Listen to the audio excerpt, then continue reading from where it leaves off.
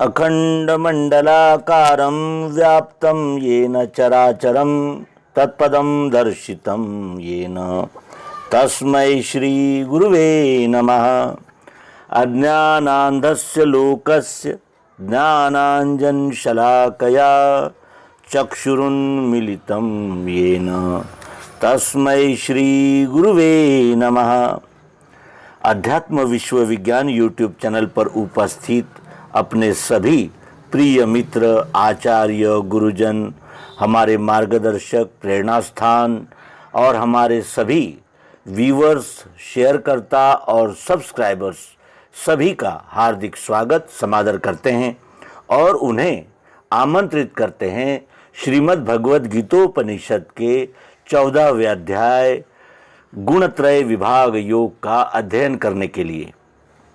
मित्रों, जैसे किसी मशीन को चलाने के लिए मोटर की आवश्यकता होती है, बगैर मोटर के मशीन कार्य नहीं करती, और उस मोटर को चलाने के लिए बिजली की आवश्यकता होती है।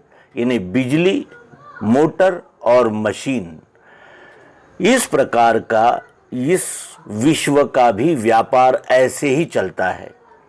बिजली से यंत्र यानी मोटर चलती है और मोटर से यंत्र यानी मशीन चलती है। तो आज हम उस मोटर के विषय में जानेंगे जो इन पंच महाभूतों को गति देती है। इन पंच महाभूत पृथ्वी, जल, अग्नि, वायु, आकाश, इनको वेग देने वाले, इनको चलायमान करने वाले जो 3 गुण हैं, सत्वगुण, रजोगुण और तमोगुण, इसके विषय में भगवान श्री कृष्ण जी इस 14वें अध्याय में विस्तार से उपदेश कर रहे हैं। ये 3 गुण क्या है? ये 3 गुण ही हम में मन, बुद्धि और अहंकार बनकर कार्य कर रहे हैं। और इस बात को जब हम जानते हैं कि यही मन, बुद्धि और अहंकार बनकर कार्य कर रहे हैं, तो फिर इनके विषय में जानना अत्यंत आवश्यक हो जाता है।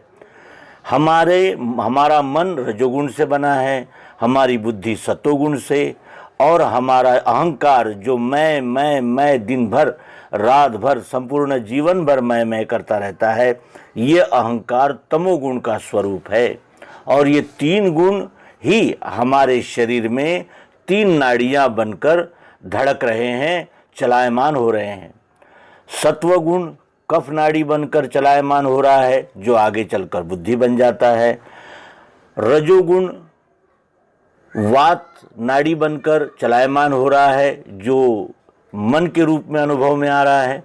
और तमोगुण पित्त नामक नाड़ी बनकर अहंकार का रूप धारण करके हमें पग पग पर अपनी उपस्थिति दिखाता है, दर्शाता है। आइए इस अध्याय को विशेष एकाग्रता से जानने का हम सब प्रयास करें। अध्याय 4वां। श्री भगवान उवाच परम भूयः प्रवक्ष्यामि ज्ञाननाम ज्ञानमुत्तमं यज्ञात्वा मुनयः सर्वे परां सिद्धिमितो गतः इदं ज्ञानमुपाश्रित्य मम साधर्म्यमागतः सर्गेऽपि नोपजायन्ते प्रलये न व्यथन्ति च मम योनिर्महद्ब्रह्म तस्मिन् गर्भं दधाम्यहं संभवः सर्वभूतानां ततो भवति भारत सर्वयोनिषु कौन्तेय मूर्तयः संभवन्ति यः तासां ब्रह्म महद्योनिरहं बीजप्रदः पिता सत्वं रजस्तम इति गुणाः प्रकृतिर्संभवः निबध्नति महाबाहो देहे देहिन व्ययम्। भगवान श्री कृष्ण जी के उच्चारण से यह अध्याय प्रारंभ हो रहा है। भगवान अर्जुन से कहते हैं कि सुनो फिर मैं बताता हूँ ज्ञान में श्रेष्ठ ज्ञान ये, जानने से इसे सर्व मुनि मुक्त हुए। यहाँ तुमको मैं ज्ञान में सबसे श्रेष्ठ ज्ञान बता रहा हूँ अर्जुन। सर्वश्रेष्ठ ज्ञान सभी ज्ञान ही है। इस विश्व के सभी आयाम, सभी दिशाओं की जितने भी ज्ञान हैं वो सब श्रेष्ठ ही है। क्योंकि ज्ञान का अर्थ जानकारी होता है। लेकिन ये जो मैं तुझे ज्ञान दे रहा हूं ये श्रेष्ठ ज्ञान है, क्योंकि ये तेरे अस्तित्व से संबंधित है। अपने अस्तित्व को जानने के लिए जिस ज्ञान की आवश्यकता होती है वही ये ज्ञान है, ज्ञान में श्रेष्ठ ज्ञान। जानने से इसे सर्व मुनि मुक्त हुए। यहाँ इस ज्ञान को जानने से सभी मनन करने वाले व्यक्ति यहाँ मुक्त हो गए हैं।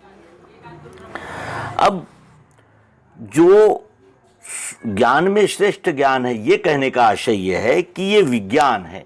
ज्ञान जब तक जानकारी के रूप में रहता है तो वो कभी सत्य कभी असत्य भी हो सकता है, लेकिन जब किसी ज्ञान को हम विज्ञान के द्वारा जांच लेते हैं तब वो जानना हो जाता है। और जानना कभी भी असफल या असत्य सिद्ध नहीं होता, क्योंकि वो अनुभवी ज्ञान होता है। इस प्रकार पहले श्लोक में भगवान श्री कृष्ण जी कहते हैं कि सुनो फिर मैं बताता हूँ, ज्ञान में श्रेष्ठ ज्ञान ये, जानने से इसे सर्व मुनि मुक्त हुए। यहाँ इस ज्ञान के सहारे से जो मेरे भाव में मिले, जन्म मृत्यु नहीं पाते उत्पत्ति लय काल में। इस ज्ञान से, जिस ज्ञान की बात मैं कर रहा हूँ, इस ज्ञान के सहारे से जो मेरे भाव में मिले, जन्म मृत्यु नहीं पाते उत्पत्ति लय काल में। जो विज्ञान योग का आधार लेकर मनन द्वारा इस वासना रूपी जन्म मृत्यु के बीज को जला देते हैं, वे मुझ विश्व रूपी पुरुषोत्तम के अक्षर भाव में मिल जाते हैं। उन्हें उत्पत्ति तथा लय के समय में जन्म मृत्यु का अनुभव नहीं होता, क्योंकि ये दोनों भाव गुण चक्र गति से क्रियात्मक उत्पत्ति रज और संवारात्मक लय तमोगुण का कार्य रहने से और स्वयं अक्षर प्रकृतिस्थ गुण चक्र का साक्षी रहने से वो गुण चक्र से अतीत रहता है। जब तक दिव्य चक्षु विज्ञान प्राप्त नहीं होता तब तक वासना रूपी बीज दग्ध नहीं होता, जल नहीं जाता, और इसलिए जन्म मृत्यु सुख दुख पाप पुण्य के भावों से बंधा ही रहता है। और इस अज्ञानावस्था में पड़े हुए अपने को पैदा होने और मरने वाला मानता हुआ यह भी विचार करने की शक्ति नहीं रहती कि जब मैं कर्मफल भोगने वाला फिर भी रहता हूँ तो मरा कब, और फिर ये दुख शोक इस झंझट में मैं कैसे आ गया। इस प्रकार विज्ञान का महत्व कथन करके अगले श्लोकों में वे क्षेत्रज्ञ जिसको कहा है उसी प्रकृति पुरुष को निज योनि और गर्भरूप बतलाते हुए चारों खानी की उत्पत्ति का कारण और स्वयं महाकारण रूप बतलाते हैं। मेरी योनि महत ब्रह्म, मैंने गर्भ वहां दिया, उससे सब भूतों की होवे उत्पत्ति भारत। मेरी योनि महत ब्रह्म, यानी ये जो अष्टधा है पृथ्वी जल अग्नि वायु आकाश, सतोगुण रजोगुण तमोगुण, ये मेरी योनि है, प्रकृति मेरी योनि है, और मैंने वहाँ गर्भ दिया है। गर्भ दिया है मैंने, यानी पुरुषोत्तम ने अक्षर गर्भ इस प्रकृति रूपी योनि में दिया और उससे सब भूतों की होवे उत्पत्ति भारत। मुझ विश्वरूप परमात्मा की योनि महत ब्रह्म प्रकृति है, और इस प्रकृति में मैं विश्वरूपी पुरुषोत्तम परमात्मा ने अक्षर रूप से गर्भ दिया है, जिससे भूत मात्र की उत्पत्ति होती है। सब योनिन में कौंतेय होवे उत्पन्न मूर्ति जो, उनका स्थान महत ब्रह्म बीज दाता पिता हूँ मैं। सभी योनियों में जो भी मूर्ति उत्पन्न होती है उनका स्थान महत ब्रह्म है, यानी जहाँ जो भी इस विश्व में निर्मित होता है, जन्म लेता है, वो सब प्रकृति से ही होते हैं। मैं तो केवल बीज दाता पिता हूँ, मैंने बीज दिया है जिससे इस प्रकृति ने ये चराचर चारों खानी और असंख्य जो प्राणी मात्र जीव जंतु दिख रहे हैं, जीव मात्र दिख रहे हैं, वो निर्माण हुए हैं। अब यहाँ त्रिपुटी बतलाई गई है। बीजदाता पिता हूँ मैंने गर्भ दिया महत ब्रह्म में। और महत ब्रह्म यानी प्रकृति ने इनका यानी उत्पादन किया, उत्पन्न हुए। तो इस प्रकार यहाँ त्रिपुटी लक्षित करके भगवान श्री कृष्ण जी कहते हैं कि प्राणी मात्र में जो मैं स्थित है वह एक ही है और उसके माता पिता भी एक ही है। सबके माता पिता कौन है? तो पुरुषोत्तम परमात्मा है। अवतार, भगवान, संत, महंत सब इसी विश्वरूप पुरुषोत्तम में प्रकट होते हैं और यहीं रहते हैं और यहीं विलय हो जाते हैं। ये गुह्य से गुह्य रहस्य है और यही निज रूप को जानने का मूल है। प्रकृति से हुए पार्थ गुण सत्व रजोतमो, अविनाशी आत्मा को वे करे बंधन देह में। प्रकृति से ये सत्व रजोतम ये तीनों गुण हुए हैं और यही तीन गुण अविनाशी आत्मा को देह में बंदिस्त करते हैं। देह बंधन में अविनाशी आत्मा को डालने वाले ये तीन ही गुण हैं, सत्वगुण, रजोगुण, तमोगुण। प्रकृति द्वारा गुणों की उत्पत्ति होती है और प्राणी मात्र में स्थित अविनाशी मय गुण देह में बंधन करता है। उस अविनाशी मय के स्वरूप की विस्मृति यानी क्षरभाव अपना ही स्वरूप प्रकृति है, इस प्रकार हो जाता है और कार्य व्यवहार के लिए धारणा शक्ति रूप से मैं 3.5 हाथ का देह ही हूँ, इस प्रकार का अज्ञान ये जीव धारण कर लेता है और उसी वजह से, उसी कारण से ये अविनाशी आत्मा अपने आप को देह रूप ही मानकर इस प्रकृति के बंधन में बंध जाता है। गुण आत्मा को बंधन करते हैं, ये बतलाने का उद्देश्य यह है कि इन गुणों का क्या कार्य बंधनदायक है और कौन से कार्य बंधन रहित है।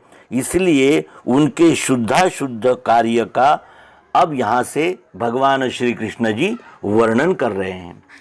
इनमें निर्मल होने से निर्दोषी सत्व तेजवान, ज्ञानेच्छा में सुखेच्छा में फसावे पार्थ जीव को। इन तीन गुणों में सत्वगुण तेजवान, दोष रहित और निर्मल रहने से ज्ञान प्राप्ति की इच्छा को प्रकट करता है, यानी ज्ञान की ओर मोड़ता है, ज्ञान की ओर झुकाता है। और व्यष्टि भाव युक्त यही सत्वगुण मलिन होकर यानी आच्छादन डालकर सुखेच्छा में फंसाता है। ये सत्वगुण जब शुद्ध होता है तो हमें मुक्ति की ओर बढ़ाता है और हमें ज्ञान की ओर प्रेरित करता है। और यही सत्वगुण है जो सुखेच्छा में यानी मुझे सुख मिलना चाहिए इस दिशा में मुड़ जाता है, तो वही बंधन कारक हो जाता है। यानी जैसे माचिस की तीली से हम दीपक को प्रकाशित कर सकते हैं, उसी प्रकार उस माचिस की तीली से हम किसी के घर को भी आग लगा सकते हैं। यानी गुण यदि ज्ञानेच्छा की ओर मुड़ा तो वो मुक्तिप्रद हो जाता है और यही सत्वगुण जब स्वयं के व्यष्टि सुख की इच्छा लेकर कार्यरत होता है तो वही इस जीव को फंसाने का कारण बनता है। अब रजोगुण का परिचय देते हैं कि प्रीति रूप रजो जानो है तृष्णा संग दोष से, यही कर्म फलाशा में गिरावे पार्थ जीव को। प्रीति रूप रजो जानो, ये रजोगुण कैसा है? प्रीति रूप है, लेकिन वो प्रीति कैसे करता है, किस आधार से करता है? तो तृष्णा संग दोष से। तृष्णा चाहत जहाँ है वहाँ ये रजोगुण प्रीति रूप प्रकट होता है और फिर आगे चलकर यही कर्म फलाशा में गिरावे पार्थ जीव को। फिर आगे चलकर यही जब तृष्णा संग दोष से जब मजबूत होने लगती है तब यही रजोगुण कर्म फलाशा में इस जीव को गिरा देता है। यानी कर्म फलाशा का उदय इसी रजोगुण से होता है। शुद्ध रजोगुण यदि है तो वो प्रीति रूप रहता है जो निस्वार्थ निरपेक्ष होता है। लेकिन जब यही रजोगुण मलिन हो जाता है तो वो शरीर की सुखेच्छा में मनन करने लगता है, क्रियाशील बन जाता है और वो आगे चलकर तृष्णा रूप हो जाता है, यानी चाहत की ओर प्रेरित कर देता है। और फिर ये व्यष्टि विकार उद्भव होते हैं, बढ़ते हैं और ये जीव भाव में फंसाकर कर्म फलेच्छा में झुकाता है। यही रजोगुण का विक्षेप है। इस प्रकार सत्वगुण और रजोगुण के विषय में बताने के बाद अब तमोगुण का वर्णन भगवान श्री कृष्ण जी करते हैं कि जीवों में मोह में डाले वह है अज्ञान से तमो, अन्याय सुस्ती निद्रा करता है यह भारत। अर्जुन, मोह शुद्ध तमोगुण का कार्य है और जो ज्ञान के मनन द्वारा बुद्धि निश्चय करती है उसी प्राप्तव्य वस्तु निश्चय की धारणा करके उसी धारणा से समष्टि बर्ताव में अपनापन प्रकट करता है। लेकिन जब यही तमोगुण शरीर सुखेच्छा के लिए विक्षेप रूप हुए रजोगुण की क्रिया को धारण करता है, तब अन्याय सुस्ती निद्रा और मोह इस रूप में प्रकट होता है। ये तमोगुण का मल है। यानी सत्वगुण यदि शुद्ध है तो वो ज्ञानेच्छा की ओर ले जाएगा और मलिन हो गया तो सुखेच्छा में फंसाएगा। रजोगुण यदि शुद्ध है तो वो प्रीति रूप बनेगा और ज्ञानेच्छा के कार्य को आगे बढ़ाएगा। और वही अगर तृष्णा और संग दोष में फंस गया तो फिर वो कर्म फलाशा में गिराएगा। यही मलिनता है, यानी विक्षेप है। और जो तमोगुण है वो अगर शुद्ध है तो वो ज्ञान के मनन के द्वारा बुद्धि निश्चय की ओर प्रेरित करेगा। और वही यदि व्यष्टि सुखेच्छा धारण कर लिया है उसने तो वो विक्षेप रूप होकर अन्याय सुस्ती निद्रा इनमें चलायमान कर देगा, इनमें नीचे गिरा देगा। इस प्रकार ये तीन गुणों का कार्य है। और ये तीन गुण किस तरह कार्य करते हैं इसको जरा और विस्तार से जानें तो शुद्ध गुण के कार्य क्या है? सत्वगुण से ज्ञान की इच्छा। और मलिन यदि सत्वगुण मलिन हो गया तो उसका कार्य क्या है? शरीर सुख की इच्छा। रजोगुण प्रीति रूप है जो समष्टि ज्ञान में जुड़ना चाहता है और वही जब मलिन हो जाता है तो तृष्णा बढ़ाता है और सदैव मनुष्य की तृप्ति नहीं होने देता, यानी सदैव उसे सुखेच्छा में लगाए रखता है। तमोगुण यदि शुद्ध है तो वो ज्ञेय वस्तु की धारणा करता है, यानी ज्ञेय वस्तु की ओर और अधिक तीव्रता से तेजस्विता से प्रेरित करता है। और वही जब तमोगुण मलिन हो जाता है तो वो अन्याय और सुस्ती निद्रा प्रमाद इस ओर दृष्टिगत होता है। ऐसे रूप से वो यानी जैसे सामने आता है। इस प्रकार ये तीन गुण शुद्ध और मलिन ये कई गुण हैं। सत्वगुण रजोगुण तमोगुण ये तीन ही गुण होते हैं, लेकिन उनके शुद्ध गुण के कार्य और मलिन गुण के कार्य कितने विपरीत है, इस ओर हम जीव मात्र ने ध्यान देने की आवश्यकता है। अब ये स्थूल सूक्ष्म कारण ये त्रिपुटी रहती है, क्योंकि प्रत्येक कार्य में तीन गुण लगते हैं तब वह पूरा होता है। इच्छा शक्ति, क्रिया शक्ति और द्रव्य शक्ति। इच्छा शक्ति सत्वगुण है, क्रिया शक्ति रजोगुण है और द्रव्य शक्ति ये तमोगुण है। किसी भी कार्य को करने के लिए इन तीनों गुणों की आवश्यकता होती है। ऐसा नहीं कहा जा सकता कि कोई भी एक गुण अवांछनीय है, ऐसा नहीं है। तीनों गुण समष्टि में है, उपयोगी है और ये तीनों गुणों का ही कार्य सब दिख रहा है। लेकिन ये इन तीनों गुणों को मलिन न होने देना और इनको शुद्ध बनाए रखना, ये कार्य ये जीव कर सकता है। कोई भी इस विश्व में अवांछनीय नहीं है, सभी इस विश्व में ही है और सभी की आवश्यकता है।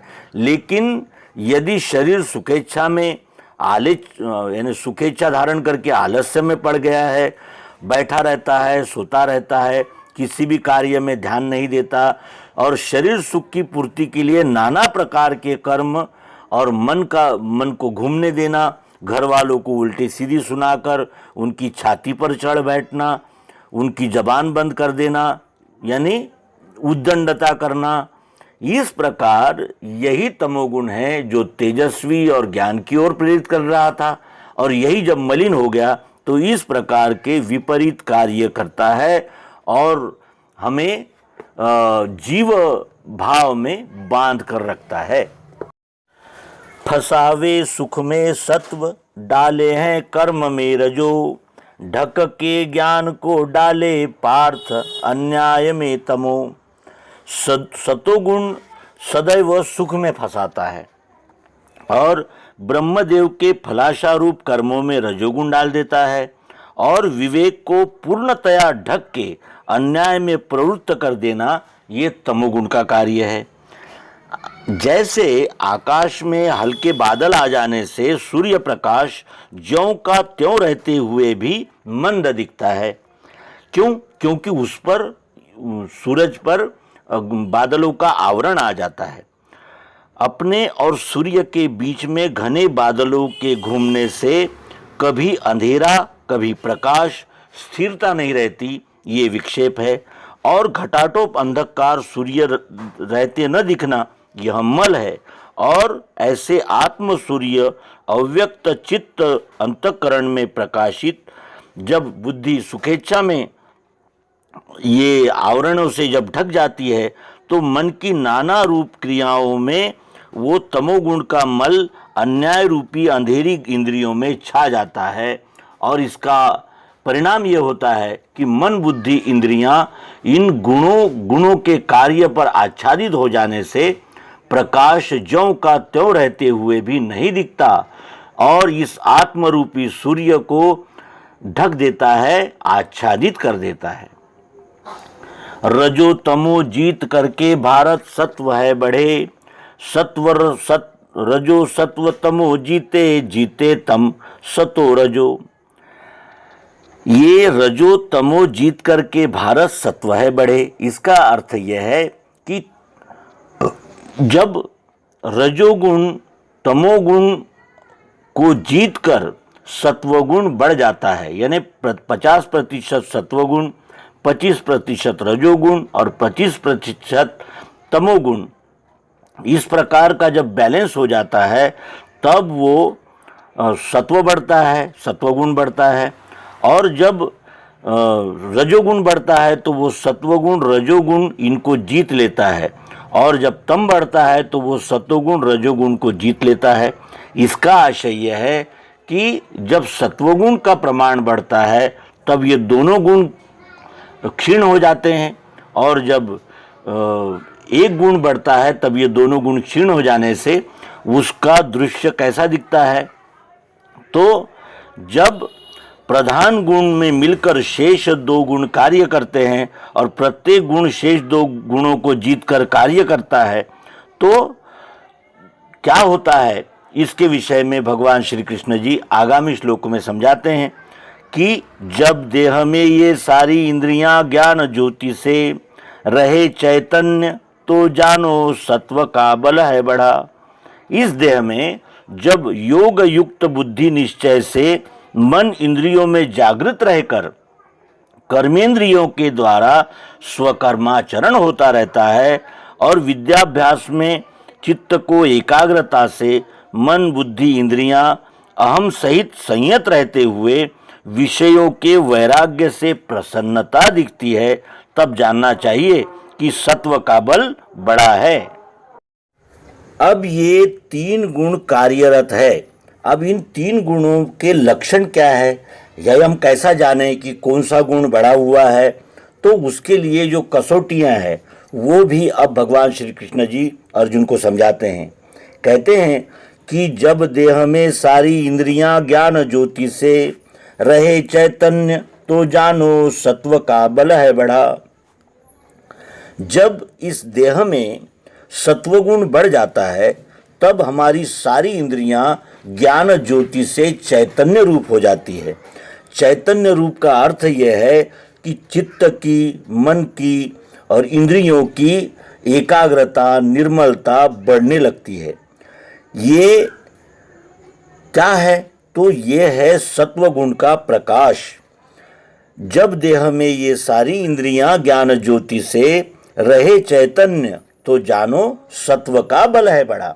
जब सत्व का बल बढ़ जाता है तब देह में सारी इंद्रियां ज्ञान ज्योति से चैतन्य हो जाती है और अपने कल्याण, अपने सार्थक के विषय में मार्गक्रमण करने लगती है, प्रेरित करती है। और रजोगुण जब उदय होता है तब क्या होता है? तो लोभमय वृत्ति, प्रारंभ कर्म का मन घूमना, वासना रजवृद्धि के चिन्ह है भरतर्षभ।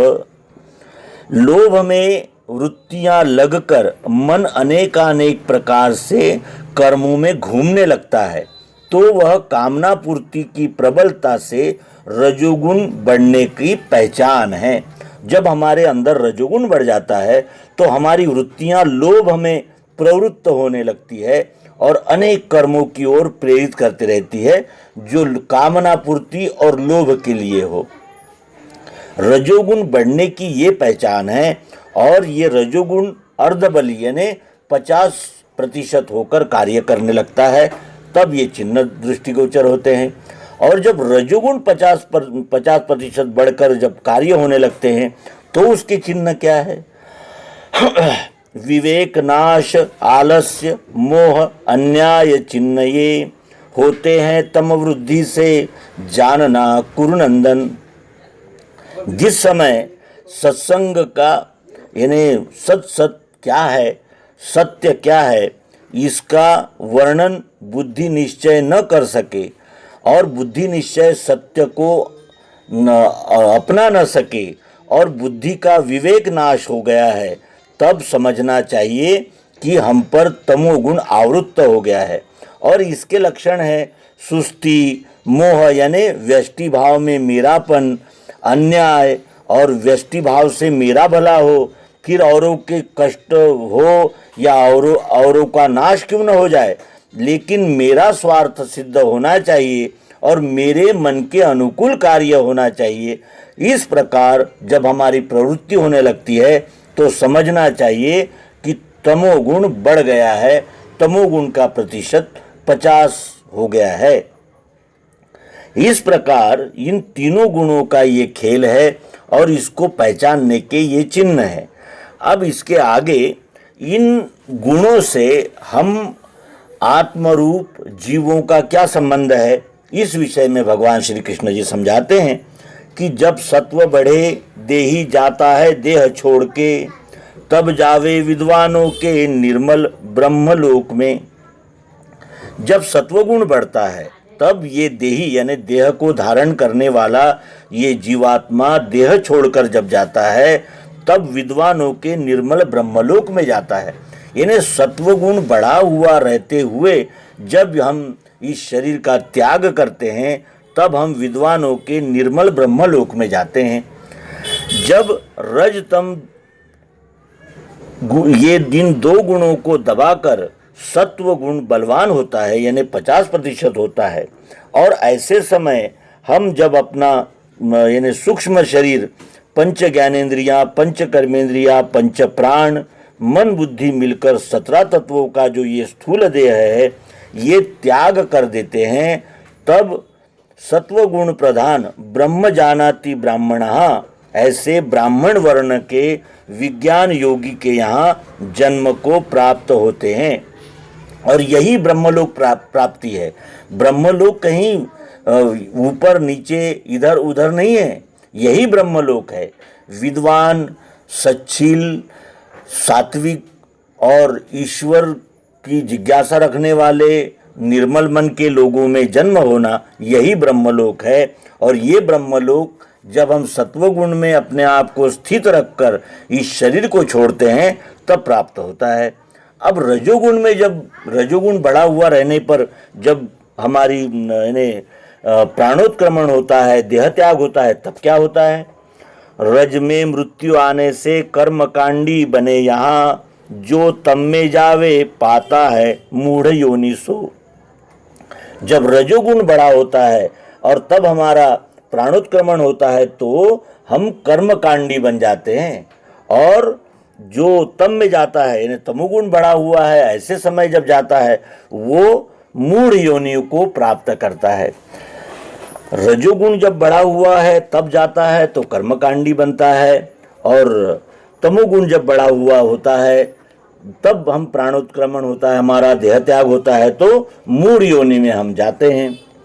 और इसीलिए भगवान श्री कृष्ण जी अन्य स्थान पर कहते हैं कि सत्व से कल्याण होता है, सत्व से ही कल्याण का मार्ग खुलता है। और इस प्रकार ये तीनों गुणों के प्राण यानी व्यक्तियों का जब प्राणोत्क्रमण होता है तो उन्हें 3 प्रकार की गति मिलती है। जैसा भाव रहेगा वैसी ही गति होती है, इसका ये स्पष्ट यानी दृश्य है। अब यहाँ विस्तार से अगर देखें तो हमें ये दिखता है कि अंतिम समय पे घर घर है, कुटुंबी जन है, और इस प्रकार नाना शिक्षा के भाव प्रकट होकर ब्रह्मदेव प्रणीत शास्त्र, तर्पण, दशगात्र इत्यादि के लिए कहना, कुल के रीति रिवाजों को समझाना, द्रव्य संपत्ति की कल्पना भाव सहित कह देना, पारिवारिक वियोग में दुख मानकर कुछ चीज सोचते ही चल बसना, ये कर्म कांड है। ये रजोगुण प्रधान रहने से होते हैं। और जो सत्वगुण प्रधान जब शरीर त्यागता है तो वो अपने आप को यानी अपने भावों के द्वारा विश्वरूप परमात्मा में लय को प्राप्त रहता है, इसलिए वो कल्याण की ओर, शुभ की ओर प्रयाण करता है। और जो तमोगुण प्रधान जब तमोगुण बढ़ा हुआ होता है, तमोगुण प्रधान काल होता है, तब यदि हम शरीर को त्यागते हैं तो फिर अज्ञान रूप द्वेष और हम ही घर में काटा थे जो सो चले, अब घर के घी के दिए चलाना और सुख से मौज उड़ाना, ऐसे भाव को व्यक्त करते हुए जब हमारा देह त्याग होता है तो ये जीव तमोगुणी भाव को धारण करके मूढ़ योनि में ही जन्म पाते हैं, उन्हें मूढ़ योनि ही प्राप्त होती है। इसका कारण क्या है कि जो हम जीवन भर जिस गुणों का आचरण करते हैं, जिन भावों को जीते हैं, वही भाव दृढ़ हो जाते हैं और अंतिम समय में वही भाव उदित होते हैं और उन्हीं भावों के अनुसार हमारा जन्म होता है। ये इसका इस श्लोक का आशय है। फल है पुण्य कर्मों का शुद्ध और सतोगुणी, रज से दुख का लाभ अज्ञान तम से मिले।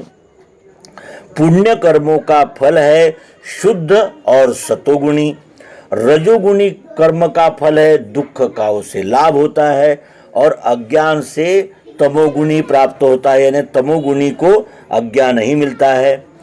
जब हम पुण्य कर्मों में प्रेरित रहते हैं, पुण्य कर्म हमारे हाथों से होते रहते हैं, तो हमारा सत्वगुण बड़ा होता है।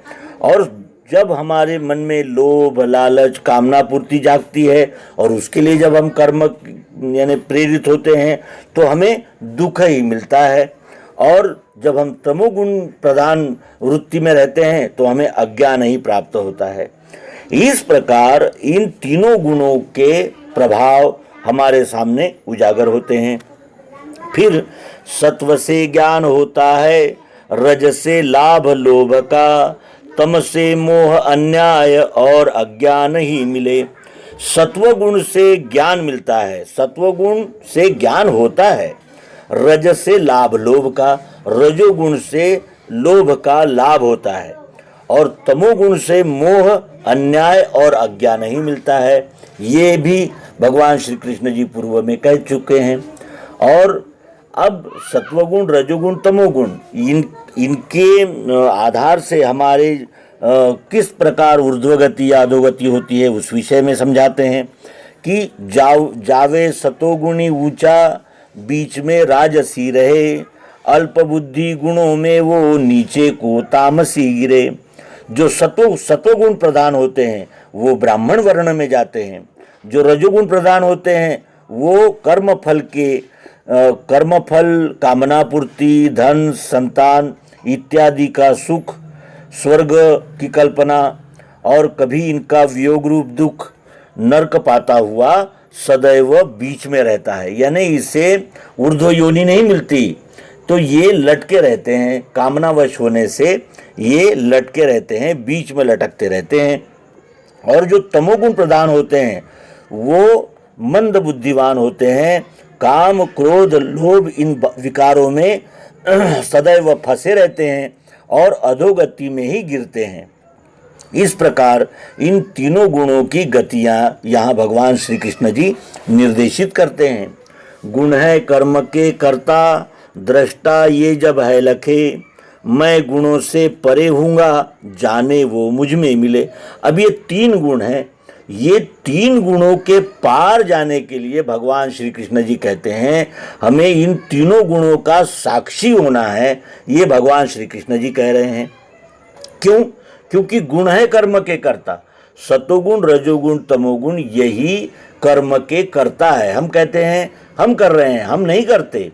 ये जो तीन गुण है जो हमारे शरीर में होते हैं वो ही व्यक्त होकर हमसे कर्म करवाते हैं। जब ये आत्म रूप धारण करने वाला आत्म भाव में स्थित जीवात्मा ये जब देख लेता है कि गुण ही कर्म को करने वाले हैं, गुण के कर्ता कर्म गुण ही है, यानी कर्म के कर्ता गुण है, ये जब ये दृष्टा, ये देखने वाला, ये साक्षी आत्मा जब जान लेता है तब उसके ध्यान में आता है कि मैं गुणों से परे होऊंगा, मैं इन तीनों गुणों का साक्षी होऊंगा। ऐसा जो जानता है वो मुझ में मिले, यानी वही विश्वरूप परमात्मा में लय को प्राप्त करता है।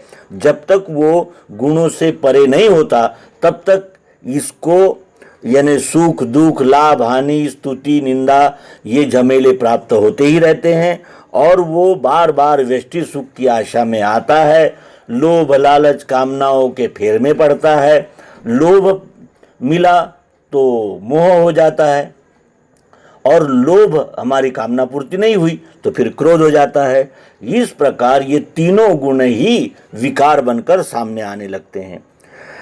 ये देही देह से पैदा गुणों को तीन त्याग के, जन्म मृत्यु बुढ़ापे से छूट के ब्रह्म में मिले। शरीर से होने वाले कर्मों के द्वारा उत्पन्न होने वाली वासना, ये जीव भाव इन तीनों गुणों के कार्यों को जानकर कर्तृत्व भावना से यानी मैं करता हूँ इस भावना से असंग होकर जन्म मृत्यु बुढ़ापे से यानी प्रकृति के क्षर भाव रूप गति से छूटकर महत ब्रह्म में मिलता है। यानी ये जो जीव है यही इन तीनों गुणों में फंसकर इस विश्वरूप परमात्मा से अपने आप को अलग मानता है और जब ये तीनों गुणों का साक्षी हो जाता है तो वही जन्म मृत्यु के फेर से छूटकर यानी इसकी कल्पना से छूटकर ब्रह्म में मिल जाता है। इसके उदाहरण स्वरूप हम ये देखें कि जब सोनार सोने को तपाता है तो वो क्या करता है, उस सोने में जो कुछ भी मल रहता है उस मल को हटाकर वो शुद्ध सोना प्राप्त करता है। उसी प्रकार ये देही देह से पैदा होने वाले इन तीन गुणों का त्याग कर देता है, यानी इन तीनों गुणों का साक्षी होकर तीनों गुणों से यानी अपने कल्याण मार्ग की ओर प्रेरित होता हुआ जब कार्य करने लगता है तब वो जन्म मृत्यु बुढ़ापे से छूट के ब्रह्म में मिले। यानी इन तीनों गुणों का साक्षी होकर उन गुणों के द्वारा विश्वरूप परमात्मा की सेवा में जब लग जाता है तब यही तीन गुण उसके अधीन हो जाते हैं। उसके नियंत्रण में रहने से वो इन तीनों गुणों से कल्याण का मार्ग प्रशस्त कर पाता है।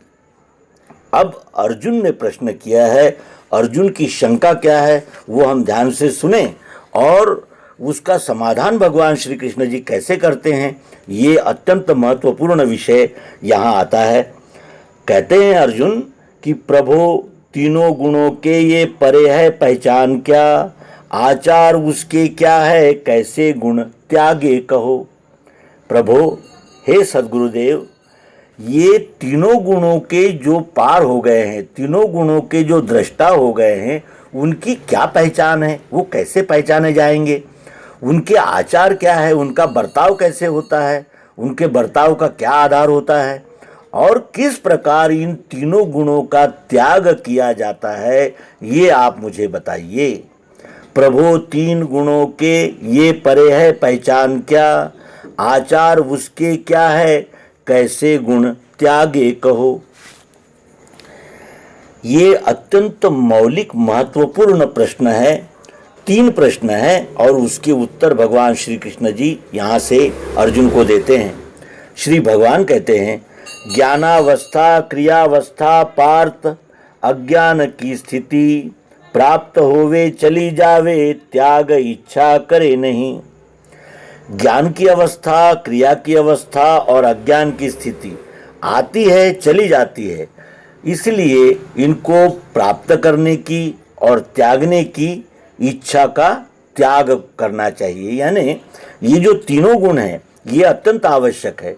ज्ञानावस्था ये सत्वगुण का कार्य है, क्रियावस्था ये रजोगुण का कार्य है और अज्ञान की स्थिति ये तमोगुण का कार्य है। ये क्रमशः आते जाते रहते हैं और इसीलिए ये जानकर कि ये तीनों गुणों का चक्र घूमता रहता है, ये आते जाते रहते हैं, ऐसा जानकर इनकी इच्छा और इनका त्याग इन दोनों से परे हो जाना चाहिए। अब इसका सरल अर्थ यदि हम ध्यान से देखें तो हमें ऐसा दिखता है कि हम जब कोई विचार करते हैं या कोई ज्ञान प्राप्त करते हैं तो वो एक स्थिति होती है। उसी ज्ञान को जब हम क्रिया में ढालते हैं, क्रियात्मक हो जाते हैं, तो वही रजोगुण का कार्य है। और जब हम कार्य करके आते हैं तो हमें आराम भी चाहिए, निद्रा भी चाहिए, वो तमोगुण का कार्य है। इस प्रकार ये तीनों गुण सतत घूमते ही रहते हैं और इसीलिए जो गुणातीत पुरुष होते हैं वो गुणों के बर्ताव में त्याग, बुद्धि और कर्ता भाव ये दोनों नहीं रहते और फिर ये गुणों में रहते हुए भी असंग रहते। यानी किसी भी गुण का जब उद्भव होता है तब ये जीवात्मा यदि तटस्थ रहे, उस गुण को पहचाने और उस गुण के द्वारा कल्याण मार्ग का ही कार्य अपनावे तो वो गुणातीत हो जाता है, उसे ही गुणातीत कहते हैं। रहे जैसे उदासीन, गुणों में बीधता नहीं, कर्मों के गुण करता है, जान के शांति में रहे। जब ये जीवात्मा इन तीनों गुणों को यानी साक्षी भाव से जब देखता है, दृष्टा बनता है, तो क्या होता है कि वो गुणों में नहीं फंसता। कर्म के करने वाले गुण हैं, इस कारण असंग स्थिति से शांति युक्त रहता है। यानी जब ये प्रसंग आते हैं, तीनों गुणों के 3 प्रकार के जब प्रसंग आते हैं तो वो शांत रहता है और साक्षी रहता है, उनके संग में नहीं फंसता। जब गुण आता है उस गुण के संग में नहीं फंसता, तटस्थ रहता है। और फिर इसका उदाहरण अगर सरल देखें तो जो विश्वासी नौकर होता है वो कार्य करता रहने से मालिक को कार्य ठीक हो जाने का निश्चय रहता है। उसी प्रकार जो गुण आच्छादित हो रहा है, आवृत्त हो रहा है, उस समय वो ध्यान रखता है कि कब कौन आए और चले गए। यानी जो गुण की उसे आवश्यकता होती है उसी गुण से वही कार्य कराता है जो उसको कराना आवश्यक होता है। सम दुख सुख स्वस्थ, सोना मट्टी मिट्टी समान ये, तुल्य निंदा स्तुति धीर, तुल्य माने बुरा भला। अब वो गुणातीत कैसे कार्य करता है, उसका बर्ताव क्या होता है, इस विषय में ये श्लोक हमें दिग्दर्शित करता है कि सम सुख दुख, जब दुख आए या सुख आए तो हमारी बुद्धि का समत्व ढलना नहीं चाहिए, डुलमुल नहीं होना चाहिए। स्वस्थ यानी स्थित, स्थिर और सोना मट्टी समान ये। अब सोना और मट्टी समान ये, इसका कारण ये है कि सोना एक आकर्षण का केंद्र है और मट्टी ये है, ये दृष्टि का द्योतक है। इसलिए वो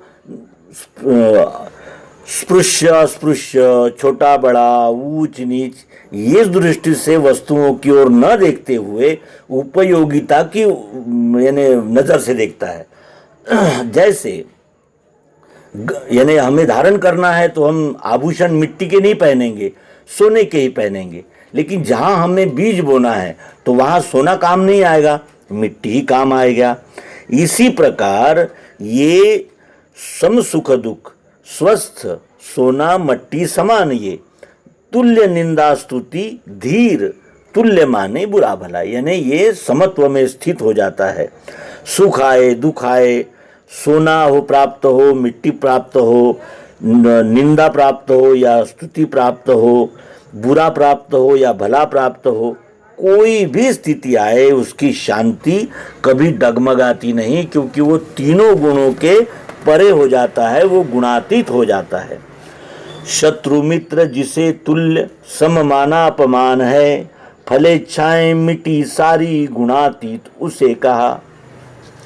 शत्रु हो या मित्र हो उसके लिए समान है। शत्रु भी सदैव का शत्रु नहीं मानता और मित्र को भी सदैव का मित्र नहीं मानता। वो शत्रु और मित्र इनको जानता तो है, लेकिन जब उसका बर्ताव होता है तो वो मनुष्यता से ही बर्ताव करता है, पक्षपात भेदभाव युक्त बर्ताव नहीं करता। सममानापमान है, मान प्राप्त हो या अपमान प्राप्त हो उसका समत्व कभी ढलता ही नहीं, वो बिल्कुल समत्व बुद्धि से कार्य करता ही रहता है। फलेच्छाएं मिटी सारी, उसको फल यानी भोग की इच्छा ही नहीं रहती। क्यों? क्योंकि वो जानता है मैं तो कुछ करता ही नहीं हूँ, जो कुछ भी करते हैं तीन गुण ही करते हैं, और जो भी फल आते हैं वो फल समष्टि हित के लिए आते हैं। ये वो जानने से व्यष्टि फलेच्छाओं का सदैव त्याग करता रहता है, इसीलिए उसे गुणातीत कहते हैं। शत्रु मित्र जिसे तुल्य सममानापमान है, फलेच्छाएं मिटी सारी गुणातीत उसे कहा। अभेद भाव से मेरी जो सेवा प्रेम से करे, जीत ले वे गुणों को वो मिलता है ब्रह्म भाव में। अभेद भाव से यानी अनन्य भाव से मेरी यानी विश्वरूप परमात्मा की जो सेवा प्रेम से करता है वही गुणों को जीत लेता है, और गुणों को जीतने वाला ही ब्रह्म भाव में मिल जाता है। क्षर अक्षर के भेद युक्त त्रिपुटी से रहित सर्वरूप सद्गुरु ही है, तीनों पद लीला सद्गुरु की। ऐसे निश्चय से विश्वरूप की अनन्य प्रेम सहित स्ववर्ण द्वारा अनन्योपासना में जो रत रहता है, जो लगा रहता है, वही गुणों को जीतकर अक्षर ब्रह्म में मिलता है। ये इसका आशय है। अविनाशी निर्विकार ब्रह्म का सद्धर्म का अखंड सुख का स्थान मैं ही हूँ यह जानना। अविनाशी निर्विकार ब्रह्म का सतधर्म का अखंड सुख का स्थान मैं ही हूँ यह जानना। भगवान श्री कृष्ण जी कहते हैं कि विनाश और विकार से रहित आत्मा के रहने का स्थान पुरुषोत्तम यानी ये विश्वरूप ही है, और विश्वम विष्णु की चातुर्वर्ण यानी ब्राह्मण क्षत्रिय वैश्य शूद्र यानी न्याय रक्षा ज्ञान विज्ञान न्याय रक्षा व्यापार गोपालन और श्रम सेवा, इन चातुर्वर्ण्यों से युक्त अनन्य उपासना करने वाला अखंड सुख प्राप्ति का स्थान मैं पुरुषोत्तम विश्वरूप परमात्मा ही हूँ, ऐसा जानकर इसी में स्थित हो जाता है। जैसे ब्रह्म सबके लिए समान है, वो कोई भी भेदभाव नहीं करता, सभी जीव का उत्पादक है, पालन पोषण करता है और लय करता है। उसी प्रकार ये जो गुणातीत होते हैं ये निरपेक्ष होते हैं। अविनाशी निर्विकार ब्रह्म का यानी ये अविनाशी निर्विकार ब्रह्म का ही ध्यान करते हैं और सद्धर्म का पालन करते हैं। सद्धर्म क्या है?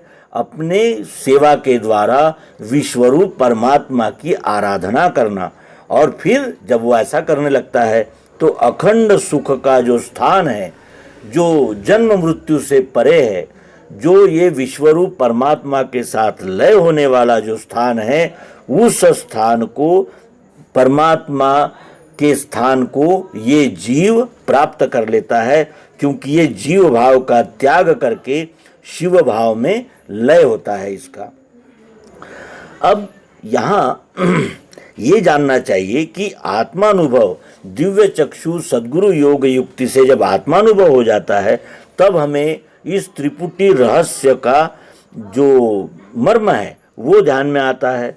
और इस त्रिपुटी को जब हम लांघ जाते हैं, जब त्रिपुटी के अतीत हो जाते हैं, तब अपने स्वकर्माचरण द्वारा सेवा होने लगती है और सेवा में ही तीनों गुणों के कार्य के हम ज्ञाता रहते हैं, यानी तीनों गुणों से हम कार्य लेते हैं और इसलिए हमारी असंग स्थिति होती है, यानी हम किसी भी एक गुण में बद्ध नहीं होते। इसलिए अक्षर भाव में स्थिति प्राप्त होने का यही एक उपाय है, ऐसा भगवान श्री कृष्ण जी इस 14वें अध्याय यानी गुणत्रय विभाग योग संज्ञक इस अध्याय में कहते हैं। अब इस अध्याय का उपसंहार भगवान श्री मायानंद जी चैतन्य करते हैं, वो हमें अवश्य ही ध्यान में रखना चाहिए।